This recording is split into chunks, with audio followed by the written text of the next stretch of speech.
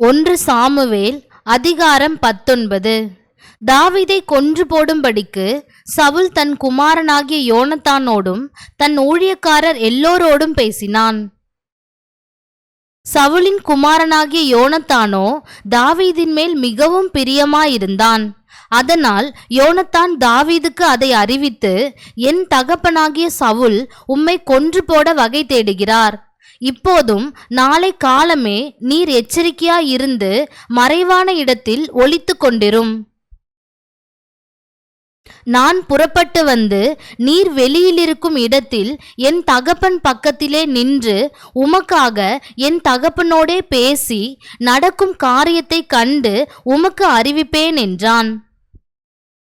அப்படியே யோனத்தான் தன் தகப்பனாகிய சவுலோடே தாவீதுக்காக நலமாய் பேசி, ராஜா தம்முடைய அடியானாகிய தாவீதுக்கு விரோதமாய் பாவம் செய்யாதிருப்பாராக. அவன் உமக்கு விரோதமாக பாவம் செய்யவில்லை. அவன் செய்கைகள் உமக்கு மெத்த உபயோகமாயிருக்கிறதே.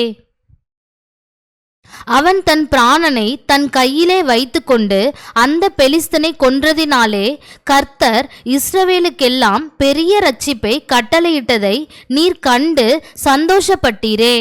இப்போதும் முகாந்தரமில்லாமல் தாவீதை கொல்லுகிறதினால் குற்றமில்லாத இரத்தத்திற்கு விரோதமாக நீர் பாவம் செய்வானேன் என்றான். சவுல் யோனத்தானுடைய சொல்லை கேட்டு அவன் கொலை செய்யப்படுவதில்லை என்று கர்த்தருடைய ஜீவனை கொண்டு ஆணையிட்டான். பின்பு யோனத்தான் தாவீதை அழைத்து அந்த வார்த்தைகளையெல்லாம் அவனுக்கு அறிவித்து அவனை சவுல் அண்டையிலே கூட்டிக் கொண்டு போய் விட்டான். அப்படியே அவன் முன் போலவே அவனுடைய சமூகத்தில் இருந்தான். மறுபடியும் ஒரு யுத்தம் உண்டாயிற்று. அப்பொழுது தாவீது புறப்பட்டு போய் பெலிஸ்தரோடே யுத்தம் பண்ணி அவர்களுக்குள் மகா சங்காரம் பண்ணினதினால் அவர்கள் அவனுக்கு முன்பாக முறிந்தோடி போனார்கள். கர்த்தரால் விடப்பட்ட பொல்லாத ஆவி சவுலின் மேல் வந்தது. அவன் தன் வீட்டில் உட்கார்ந்து தன் ஈட்டியை கையிலே பிடித்து கொண்டிருந்தான். தாவீது தன் கையினாலே சுரமண்டலம் வாசித்தான். அப்பொழுது சவுல் தாவீதை ஈட்டியினாலே சுவரோடே சேர்த்து உருவ குத்தி போட பார்த்தான். ஆனாலும் இவன் சவுலுக்கு விலகினதினாலே அவன் எறிந்த ஈட்டி சுவரிலே பட்டது. தாவீதோ அன்று ராத்திரி ஓடிப்போய் தன்னை தப்புவித்து கொண்டான். தாவீதை காவல் பண்ணி மறுநாள் காலமே அவனை கொன்று போடும்படிக்கு சவுல் அவன் வீட்டிற்கு சேவகரை அனுப்பினான். இதை தாவீதுக்கு அவன் மனைவியாகிய மீகாள் அறிவித்து, நீர் இன்று ராத்திரியில் உம்முடைய பிராணனை தப்புவித்து கொள்ளாவிட்டால் நாளைக்கு நீர் கொன்று போடப்படுவீர் என்று சொல்லி மீகாள் தாவீதை ஜன்னல் வழியாய் இறக்கிவிட்டாள். அவன் தப்பி ஓடிப்போனான். மீகாலோ ஒரு சுரூபத்தை எடுத்து கட்டிலின் மேல் வைத்து அதன் தலைமாட்டிலே ஒரு வெள்ளாட்டு தோலை போட்டு துப்பட்டியினால் மூடி வைத்தாள். தாவீதை கொண்டு வர சவுல் சேவகரை அனுப்பின போது அவர் வியாதியாயிருக்கிறார் என்றாள்.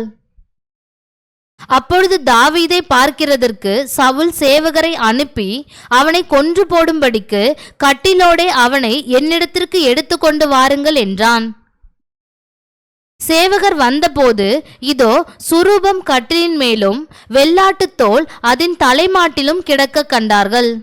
அப்பொழுது சவுல், நீ இப்படி என்னை ஏய்த்து என் பகைஞனை தப்பவிட்டு அனுப்பினது என்ன என்று மீகாளிடத்தில் கேட்டான். மீகாள் சவுலை நோக்கி, என்னை போகவிடு, நான் உன்னை ஏன் கொல்ல வேண்டுமென்று அவர் என்னிடத்தில் சொன்னார் என்றாள். தாவீது தப்பி ராமாவிலிருந்த சாமுவேலிடத்திற்கு போய் சவுல் தனக்கு செய்தது எல்லாவற்றையும் அவனுக்கு அறிவித்தான். பின்பு அவனும் சாமுவேலும் போய் நாயோதிலே தங்கியிருந்தார்கள்.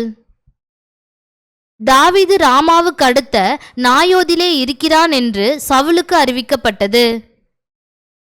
அப்பொழுது சவுல் தாவீதை கொண்டு வர சேவகரை அனுப்பினான். அவர்கள் தீர்க்க தரிசனம் சொல்லுகிற தீர்க்கதரிசிகளின் கூட்டத்தையும் சாமுவேல் அவர்களின் தலைவனாக நிற்கிறதையும் கண்டார்கள். அப்பொழுது சவுலினுடைய சேவகரின் மேல் தேவனுடைய ஆவி இறங்கினதினால் அவர்களும் தீர்க்க தரிசனம் சொன்னார்கள். இது சவுலுக்கு அறிவிக்கப்பட்ட போது அவன் வேறே சேவகரை அனுப்பினான். அவர்களும் தீர்க்க தரிசனம் சொன்னார்கள். மூன்றாம் தரமும் சவுல் சேவகரை அனுப்பினான். அவர்களும் தீர்க்க தரிசனம் சொன்னார்கள். அப்பொழுது அவனும் ராமாவுக்கு போய் சேக்குவில் இருக்கிற பெரிய கிணற்றண்டையிலே வந்து சாமுவேலும் தாவீதும் எங்கே என்று கேட்டான். அதோ ராமாவுக்கு அடுத்த நாயோதிலே இருக்கிறார்கள் என்று சொல்லப்பட்டது. அப்பொழுது ராமாவுக்கு அடுத்த நாயோத்திற்கு போனான்.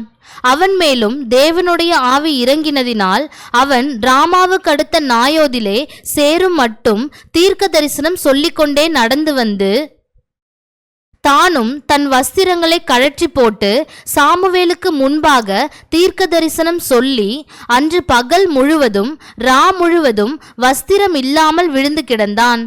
ஆகையினாலே சவுலும் தீர்க்கதரிசிகளில் ஒருவனோ என்பார்கள். அதிகாரம் 20.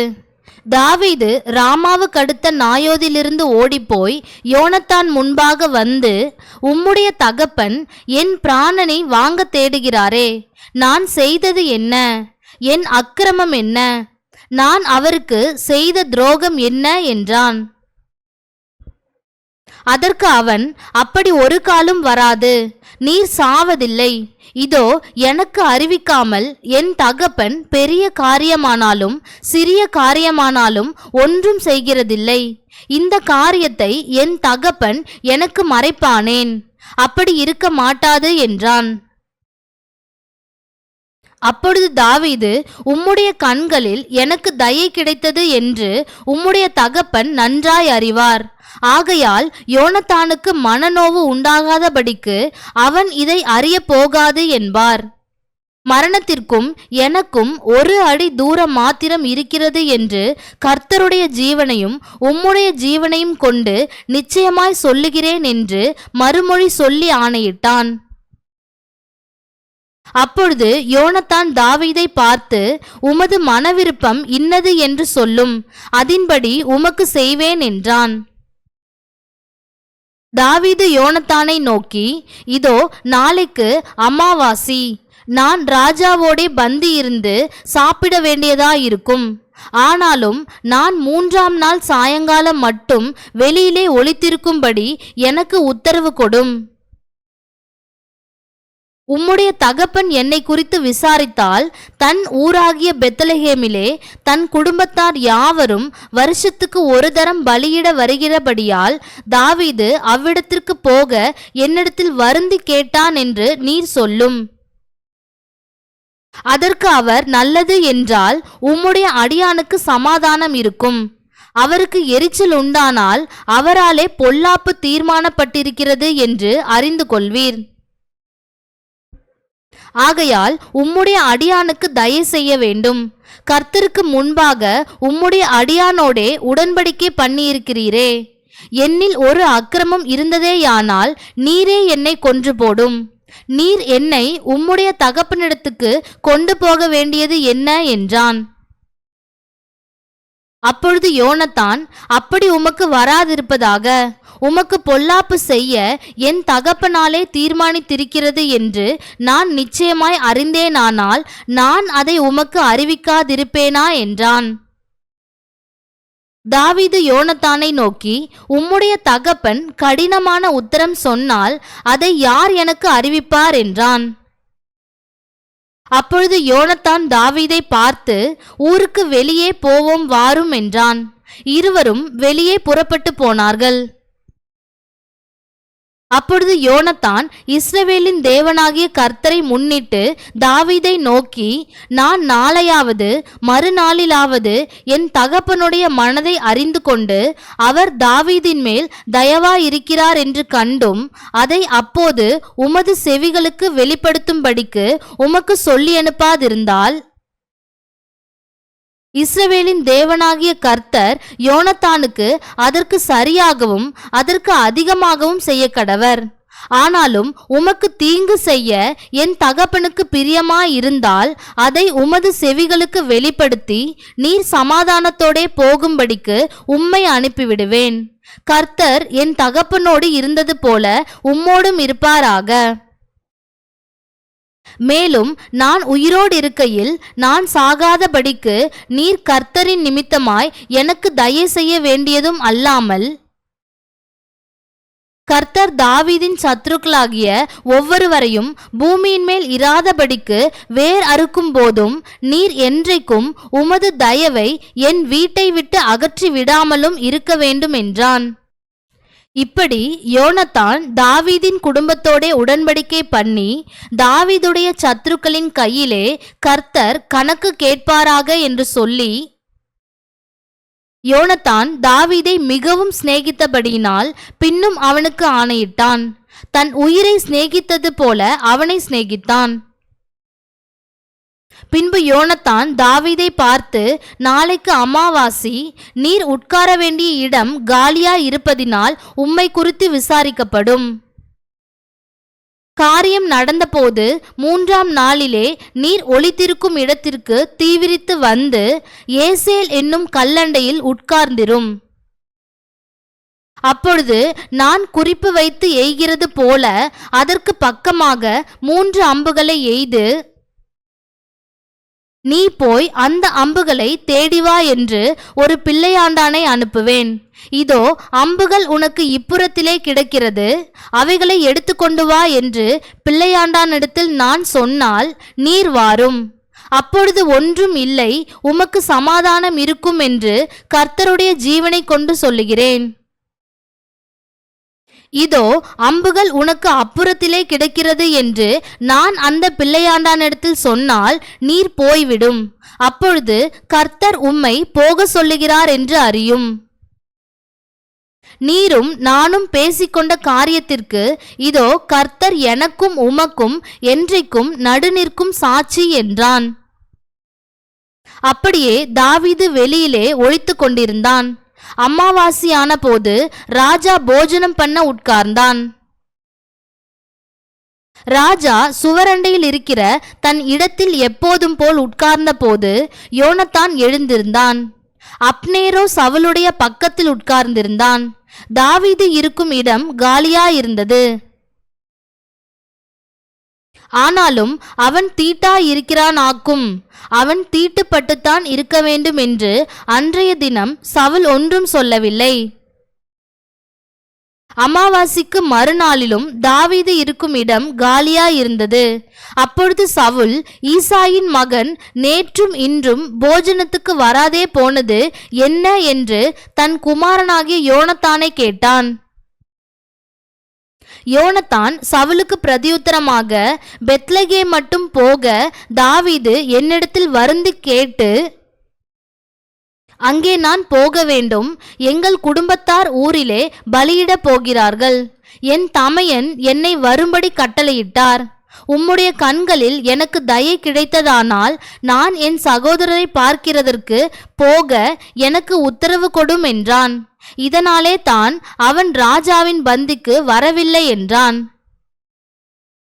அப்பொழுது சவுல் யோனத்தான் மேல் கோபம் உண்டவனாகி அவனை பார்த்து, இரண்டகமும் மாறுபாடும் உள்ளவனின் மகனே, நீ உனக்கு வெட்கமாகவும் உன் தாயின் மானத்திற்கு வெட்கமாகவும் ஈசாயின் மகனை தோழனாக தெரிந்து கொண்டிருக்கிறதை நான் அறியேனோ? ஈசாயின் மகன் பூமியின் மேல் உயிரோடு இருக்கும் நாள் வரையும் நீயானாலும் உன் ராஜ்ய பாரமானாலும் நிலைப்படுவதில்லை. இப்போதே அவனை அழைப்பித்து என்னிடத்தில் கொண்டு வா, அவன் சாக வேண்டும் என்றான். யோனத்தான் தன் தகப்பனாகிய சவுலுக்கு பிரதியுத்தரமாக, அவன் ஏன் கொல்லப்பட வேண்டும்? அவன் என்ன செய்தான் என்றான். அப்பொழுது சவுல் அவனை குத்தி போட அவன் மேல் ஈட்டியை எறிந்தான். ஆகையால் தாவீதை கொன்று போட தன் தகப்பன் தீர்மானித்திருக்கிறான் என்பதை யோனத்தான் அறிந்து கொண்டு கோபதாபமாய் பந்தியை விட்டு எழுந்திருந்து போய் அமாவாசையின் மறுநாளாகிய அன்றைய தினம் போஜனம் பண்ணாதிருந்தான். தன் தகப்பன் தாவீதை நிந்தித்து சொன்னது அவனுக்கு மனநோவாயிருந்தது. மறுநாள் காலமே யோனத்தான் தாவீதுக்கு குறித்த நேரத்திலே ஒரு சிறு பிள்ளையாண்டானை கூட்டிக் கொண்டு வெளியே புறப்பட்டு போய் பிள்ளையாண்டானை நோக்கி, நீ ஓடி நான் எய்கிற அம்புகளை தேடி எடுத்துக்கொண்டு வா என்று சொல்லி அந்த பிள்ளையாண்டான் ஓடும்போது அவனுக்கு அப்பாலே போகும்படி ஒரு அம்பை எய்தான். யோனத்தான் எய்த அம்பிருக்கும் இடம் மட்டும் பிள்ளையாண்டான் போனபோது, அம்பு உனக்கு இன்னும் அப்பால் இருக்கிறது அல்லவா என்று யோனத்தான் பிள்ளையாண்டானுக்கு பிறகே இருந்து கூப்பிட்டான். நீ தரித்து நிற்காமல் தீவிரித்து பொட்டென போ என்றும் யோனத்தான் பிள்ளையாண்டானுக்கு பிறகே இருந்து கூப்பிட்டான். அப்படியே யோனத்தானின் பிள்ளையாண்டான் அம்புகளை பொறுக்கி தன் எஜமானிடத்தில் கொண்டு வந்தான். அந்த காரியம் யோனத்தானுக்கும் தாவீதுக்கும் தெரிந்திருந்ததே அல்லாமல் அந்த பிள்ளையாண்டானுக்கு ஒன்றும் தெரியாதிருந்தது. அப்பொழுது யோனத்தான் தன் ஆயுதங்களை பிள்ளையாண்டானிடத்தில் கொடுத்து, இவைகளை பட்டணத்திற்கு கொண்டு போ என்றான். பிள்ளையாண்டான் போன பின்பு தாவீது தென்புறமான இடத்திலிருந்து எழுந்து வந்து தரையிலே முகங்குப்புற விழுந்து 3 விசை வணங்கினான். அவர்கள் ஒருவரை ஒருவர் முத்தம் செய்து அழுதார்கள். தாவீது மிகவும் அழுதான். அப்பொழுது யோனத்தான் தாவீதை நோக்கி, நீர் சமாதானத்தோடே போம், கர்த்தர் என்றைக்கும் எனக்கும் உமக்கும் என் சந்ததிக்கும் உமது சந்ததிக்கும் நடுநிற்கும் சாட்சி என்று சொல்லி கர்த்தருடைய நாமத்தை கொண்டு நாம் இருவரும் ஆணையிட்டு கொண்டதை நினைத்து கொள்ளும் என்றான். பின்பு அவன் எழுந்து புறப்பட்டு போனான். யோனத்தானோ பட்டணத்திற்கு போய்விட்டான். அதிகாரம் 21. தாவீது நோபில் இருக்கிற ஆசாரியனாகிய அகிமெலேக்கினிடத்தில் போனான். அகிமெலேக்கு நடுக்கத்தோடே தாவீதுக்கு எதிர்கொண்டு போய், ஒருவரும் உம்மோடே கூட வராமல் நீர் ஒண்டியாய் வருகிறது என்ன என்று அவனை கேட்டான். தாவீது ஆசாரியனாகிய அகிமெலேக்கை பார்த்து, ராஜா எனக்கு ஒரு காரியத்தை கட்டளையிட்டு, நான் உன்னை அனுப்பின காரியமும் உனக்கு கட்டளையிட்டதும் இன்னதென்று ஒருவரும் அறியாதிருக்க வேண்டும் என்று என்னோடே சொன்னார். இன்ன இடத்திற்கு வரவேண்டும் என்று சேவகருக்கு சொல்லியிருக்கிறேன். இப்போதும் உம்முடைய கையில் இருக்கிறது என்ன? 5 அப்பமாகிலும் என்னவாகிலும் இருக்கிறதை என் கையிலே கொடும் என்றான். ஆசாரியன் தாவீதுக்கு பிரதியுத்தரமாக, பரிசுத்த அப்பம் இருக்கிறதே ஒழிய சாதாரண அப்பம் என் கையில் இல்லை. வாலிபர் ஸ்திரீகளோடே மாத்திரம் சேராதிருந்தால் கொடுப்பேன் என்றான். தாவீது ஆசாரியனுக்கு பிரதியுத்தரமாக, நான் புறப்படுகிறதற்கு முன் நேற்றும் முந்தா நாளும் ஸ்திரீகள் எங்களுக்கு விலக்கமாயிருந்தார்கள். வாலிபருடைய அசம்பிகளும் சுத்தமாயிருக்கிறது. இன்றைய தினம் வேறே அப்பம் பாத்திரத்தில் பிரதிஷ்டை பண்ணப்பட்டதினால் இது சாதாரணமாயிற்றே என்றான். அப்பொழுது கர்த்தருடைய சந்நிதியிலிருந்து எடுக்கப்பட்ட சமூக தப்பங்களை தவிர வேறே அப்பம் அங்கே இராதபடியினால் ஆசாரியன் அவனுக்கு பரிசுத்த அப்பத்தை கொடுத்தான். அவைகள் எடுக்கப்படுகிற நாளிலே அதற்கு பதிலாக சூடான அப்பம் வைக்கப்படும். சவுலுடைய வேலைக்காரரில் ஏதோமியனாகிய தோவேக்கு என்னும் பேருள்ள ஒருவன் அன்றைய தினம் அங்கே கர்த்தருடைய சந்நிதியில் தடைப்பட்டிருந்தான். அவன் சவுலுடைய மேய்ப்பருக்கு தலைவனாயிருந்தான். தாவீது அகிமெலேக்கை பார்த்து, இங்கே உம்முடைய வசத்தில் ஒரு ஈட்டியானாலும் பட்டயமானாலும் இல்லையா? ராஜாவின் காரியம் அவசரமானபடியினால் என் பட்டயத்தை ஆகிலும் என் ஆயுதங்களை ஆகிலும் நான் எடுத்துக்கொண்டு வரவில்லை என்றான். அதற்கு ஆசாரியன், நீர் ஏலே பள்ளத்தாக்கிலே கொன்ற பெலிஸ்தனாகிய கோலியாத்தின் பட்டயம் இதோ ஏபோத்துக்கு பின்னாக ஒரு புடவையிலே சுருட்டி வைத்திருக்கிறது. அதை நீர் எடுக்க மனதானால் எடுத்துக்கொண்டு போம். அதுவே அல்லாமல் வேறொன்றும் இங்கே இல்லை என்றான். அப்பொழுது தாவீது, அதற்கு நிகரில்லை, அதை எனக்கு தாரும் என்றான். அன்றைய தினம் தாவீது எழுந்து சவுலுக்கு தப்பியோடி காத்தின் ராஜாவாகிய ஆகீசிடத்தில் போனான். ஆகீசின் ஊழியக்காரர் அவனை பார்த்து, தேசத்து ராஜாவாகிய தாவீது இவன் அல்லவோ? சவுல் கொன்றது 1000, தாவீது கொன்றது 10000 என்று இவனை குறித்தல்லவோ ஆடல் பாடலோடே கொண்டாடினார்கள் என்றார்கள். இந்த வார்த்தைகளை தாவீது தன் மனதிலே வைத்துக்கொண்டு காத்தின் ராஜாவாகிய ஆகீசுக்கு மிகவும் பயப்பட்டு அவர்கள் கண்களுக்கு முன்பாக தன் முகநாடியை வேறுபடுத்தி அவர்களிடத்தில் பித்தம் கொண்டவன் போல காண்பித்து வாசற் கதவுகளிலே கீறிக் கொண்டிருந்து தன் வாயிலிருந்து நுரையை தன் தாடியில் விழப்பண்ணி கொண்டிருந்தான். அப்பொழுது ஆகீஸ் தன் ஊழியக்காரரை நோக்கி, இதோ இந்த மனுஷன் பித்தம் கொண்டவன் என்று காண்கிறீர்களே, இவனை நீங்கள் என்னிடத்தில் கொண்டு வந்தது என்ன? எனக்கு முன்பாக பைத்திய சேஷ்டை செய்ய நீங்கள் இவனை கொண்டு வருகிறதற்கு பைத்தியக்காரர் எனக்கு குறைவாயிருக்கிறார்களோ?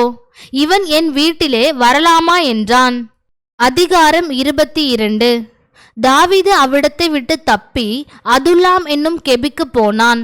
அதை அவன் சகோதரரும் அவன் தகப்பன் வீட்டார் அனைவரும் கேட்டு அங்கே அவனிடத்துக்கு போனார்கள். ஒடுக்கப்பட்டவர்கள், கடன்பட்டவர்கள், முறுமுறுக்கிறவர்கள் யாவரும் அவனோடே கூடிக்கொண்டார்கள். அவன் அவர்களுக்கு தலைவனானான். இந்த பிரகாரமாக ஏறக்குறைய 400 பேர் அவனோடு இருந்தார்கள். தாவீது அவ்விடத்தை விட்டு மோவாபியரை சேர்ந்த மிஸ்பேக்கு போய் மோவாபின் ராஜாவை பார்த்து, தேவன் என்னை எப்படி நடத்துவார் என்று நான் அறியும் மட்டும் என் தகப்பனும் என் தாயும் உங்களிடத்திலே தங்கியிருக்கும்படி தயவு செய்யும் என்று சொல்லி அவர்களை மோவாபின் ராஜாவினிடத்தில் அழைத்து கொண்டு போய் விட்டான். தாவீது அரணில் இருந்த நாளெல்லாம் அவர்கள் அங்கே அவனோடு இருந்தார்கள். பின்பு காத் என்னும் தீர்க்கதரிசி தாவீதை பார்த்து, நீர் அரணில் இராமல் யூதா தேசத்திற்கு புறப்பட்டு வாரும் என்றான். அப்பொழுது தாவீது புறப்பட்டு ஆரேத் என்னும் காட்டிலே போனான். தாவீதும் அவனோடிருந்த மனுஷரும் காணப்பட்ட செய்தியை சவுல் கேள்விப்பட்டான். சவுல் கிபியாவை சேர்ந்த ராமாவில் ஒரு தோப்பிலே உட்கார்ந்து தன்னுடைய ஊழியக்காரர் எல்லோரும் தன்னை சூழ்ந்து நிற்க தன் ஈட்டியை தன் கையிலே பிடித்து கொண்டிருக்கும் போது சவுல் தன்னண்டையில் நிற்கிற தன் ஊழியக்காரரை பார்த்து, பென்யமீன் புத்திரரே கேளுங்கள், ஈசாயின் மகன் உங்கள் எல்லோருக்கும் வயல்களையும் திராட்சை தோட்டங்களையும் கொடுப்பானோ? உங்கள் எல்லோரையும் 1000க்கு அதிபதிகளும் 100க்கு அதிபதிகளுமாக வைப்பானோ? நீங்கள் எல்லோரும் எனக்கு விரோதமாக கட்டுப்பாடு பண்ணி கொண்டது என்ன?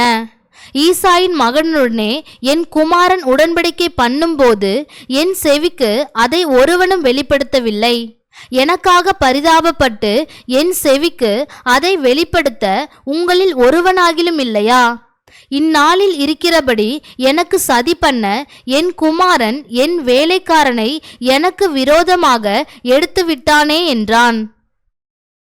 அப்பொழுது சவுலின் ஊழியக்காரரோடே நின்ற ஏதோமியனாகிய தோவேக்கு பிரதியுத்தரமாக, ஈசாயின் மகனை நோபில் இருக்கிற அகிதூபின் குமாரனாகிய அகிமெலேக்கிடத்தில் வர கண்டேன். இவன் அவனுக்காக கர்த்தரிடத்தில் விசாரித்து அவனுக்கு வழிக்கு போஜனத்தை கொடுத்து பெலிஸ்தனாகிய கோலியாத்தின் பட்டயத்தையும் அவனுக்கு கொடுத்தான் என்றான். அப்பொழுது ராஜா அகிதூபின் குமாரனாகிய அகிமெலேக் என்னும் ஆசாரியனையும் நோபில் இருக்கிற அவன் தகப்பன் வீட்டாராகிய எல்லா ஆசாரியரையும் அழைப்பித்தான். அவர்கள் எல்லோரும் ராஜாவினிடத்தில் வந்தார்கள். அப்பொழுது சவுல், அகிதூபின் குமாரனே கேள் என்று சொல்ல, அவன், இதோ இருக்கிறேன் என் ஆண்டவனே என்றான். அப்பொழுது சவுல் அவனை நோக்கி, நீயும் ஈசாயின் மகனும் எனக்கு விரோதமாய் கட்டுப்பாடு பண்ணி இந்நாளில் இருக்கிறபடி எனக்கு சதி பண்ண அவன் எனக்கு விரோதமாக எழும்பும்படிக்கு நீ அவனுக்கு அப்பமும் பட்டயமும் கொடுத்து தேவ சந்நிதியில் அவனுக்காக விசாரித்தது என்ன என்றான். அகிமெலேக் ராஜாவுக்கு பிரதியுத்தரமாக, உம்முடைய எல்லா ஊழியக்காரரிலும் தாவீதை போல ராஜாவுக்கு மருமகனும் உம்முடைய கட்டளைகளின்படி செய்து வருகிறவனும் உம்முடைய வீட்டிலே கனமுள்ளவனாய் இருக்கிற உண்மையுள்ளவன் யார்? இன்றைய தினம் அவனுக்காக தேவ சந்நிதியில் விசாரிக்க தொடங்கினேனோ? அது எனக்கு தூரமாயிருப்பதாக.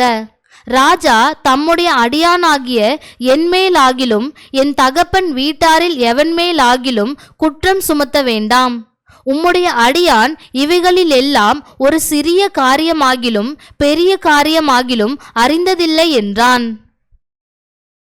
ராஜாவோ, அகிமெலேக்கே, நீயும் உன் தகப்பன் வீட்டார் அனைவரும் சாகவே சாக வேண்டும் என்றான். பின்பு ராஜா தன் அண்டையிலே நிற்கிற சேவகரை நோக்கி, நீங்கள் போய் கர்த்தருடைய ஆசாரியர்களை கொல்லுங்கள், அவர்கள் கையும் தாவீதோடே இருக்கிறது. அவன் ஓடி போகிறதை அவர்கள் அறிந்திருந்தும் அதை எனக்கு வெளிப்படுத்தவில்லை என்றான். ராஜாவின் வேலைக்காரரோ கர்த்தருடைய ஆசாரியர்களை கொல்ல தங்கள் கைகளை நீட்ட சம்மதிக்கவில்லை. அப்பொழுது ராஜா தோவேக்கை நோக்கி, நீ போய் ஆசாரியர்களை கொன்று போடு என்றான். ஏதோமியனாகிய தோவேக்கு ஆசாரியர்கள் மேல் விழுந்து சணல் நூல் ஏபோத்தை தரித்திருக்கும் 85 பேரை அன்றைய தினம் கொன்றான். ஆசாரியர்களின் பட்டணமாகிய நோபிலும் உள்ள புருஷரையும் ஸ்திரீகளையும் பிள்ளைகளையும் குழந்தைகளையும் மாடுகளையும் கழுதைகளையும் ஆடுகளையும் பட்டய கருக்கினால் வெட்டி போட்டான். அகிதோபின் குமாரனாகிய அகிமெலேக்கின் குமாரரில் அபியத்தார் என்னும் பேருள்ள ஒருவன் தப்பி தாவீது இருக்கும் புறமாக ஓடிப்போய் சவுல் கர்த்தருடைய ஆசாரியர்களை கொன்று போட்ட செய்தியை தாவீதுக்கு அறிவித்தான். அப்பொழுது தாவீது அபியத்தாரை பார்த்து, ஏதோமியனாகிய தோவேக்கு அங்கே இருந்தபடியினாலே அவன் எவ்விதத்திலும் சவுலுக்கு அதை அறிவிப்பான் என்று அன்றைய தினமே அறிந்திருந்தேன். உன் தகப்பன் வீட்டாராகிய எல்லாருடைய மரணத்துக்கும் காரணம் நானே. நீ என்னிடத்தில் இரு, பயப்பட வேண்டாம். என் பிராணனை வாங்க தேடுகிறவனே உன் பிராணனையும் வாங்க தேடுகிறான். நீ என் ஆதரவிலே இரு என்றான்.